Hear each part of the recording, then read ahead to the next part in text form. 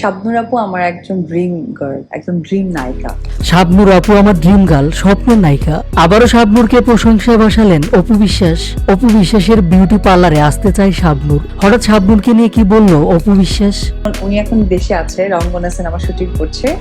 আমাকে somehow phone করে উনি বলেছেন যে ক্যাফেতে আর পার্লারে আমাকে নিয়ে গেলি না। সম্প্রতি এক সাক্ষাৎকারে আবারও নায়িকা শাবনূরকে প্রশংসায় ভাসিয়েছেন অপু বিশ্বাস। শাবনূরকে প্রশংসা করে অপু বিশ্বাস বলেন, শাবনূর আপু তো আমার স্বপ্নের নায়িকা। তিনি এখন দেশে আছে, রঙ্গনা সিনেমার শুটিং করছেন। কয়েকদিন আগে অপু বিশ্বাসকে ফোন করেছিল শাবনূর। ফোন করে অপু বিশ্বাসকে শাবনূর বলে, তোর ক্যাফেতে আর বিউটি পার্লারে আমাকে নিয়ে গেলি না? জবাবে অপু বিশ্বাস বলেন, তুমি তো এখন ব্যস্ত হয়ে পড়েছো, আচ্ছা তুমি আসো। সাক্ষাৎকারে অপু বিশ্বাস বলেন, শাবনূর আপু আসলে আমি খুবই খুশি হব। আমি এই প্রোগ্রামের মাধ্যমে আপুকে দাওয়াত করলাম। আমার পার্লারে আপু ঘুরে গেলে আমার খুব ভালো লাগবে। আপুকে আমি স্বপ্নের নায়িকা মনে করি। এর জন্য আমার প্রতিষ্ঠানের দরজায় ঢোকার পরে আপুর একটা বড় ছবি লাগিয়ে রেখেছি। ছোট থেকে শাবনূর আপুকে আমার ভীষণ পছন্দ।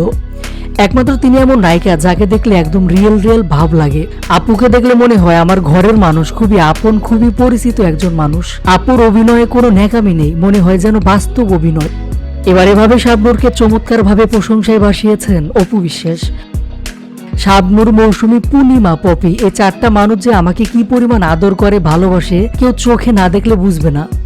আমি যখন আমার নতুন বাসায় উঠি তখন আমি সবাইকে দাওয়াত করেছিলাম। তখন ব্যস্ততার কারণে শাবনূর আপু আর মৌসুমী আপু আসতে পারেনি, তবে পূর্ণিমা আপু আর পপি আপু এসেছিল। তারপর বেশ কয়েকদিন পরে চারজনকে আমি একসাথে পেয়েছিলাম এক অনুষ্ঠানে। তখন সবাই আমাকে ছোট বোনের মতো ভালোবাসা দিয়েছিল, যা বলা যাবে না। সোফাতে জায়গা নেই, পূর্ণিমা আপু বলে, আমার কোলে এসে বস, মাথা দে।